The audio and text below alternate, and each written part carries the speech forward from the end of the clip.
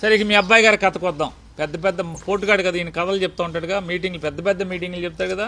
వారేమంటారంటే ప్రస్తుతం ఆటో డ్రైవర్లు కూడా సీఎం జగన్ రెడ్డి బాధితులే అని లోకేష్ అన్నారు.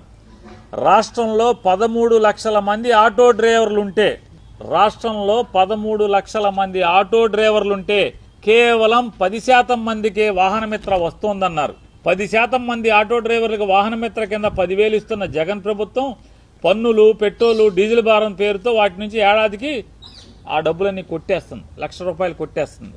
టీడీపీ ప్రభుత్వం వచ్చిన వెంటనే ఆటో డ్రైవర్ల సంక్షేమం కోసం ప్రత్యేక బోర్డు ఏర్పాటు చేసి ప్రమాద బీమా, ఆరోగ్య బీమా, ఆటో బీమా వంటి సదుపాయాలన్నీ అతి తక్కువ ధరకే అందిస్తాం.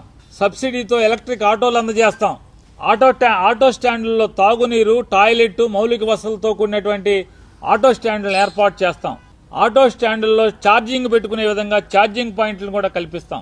యువగళం ఏమన్నాడు?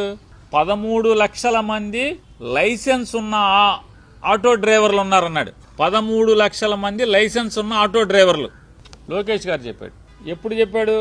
2023లో చెప్పాడు. 24, 25, 25 అంటే 3 ఏళ్లు.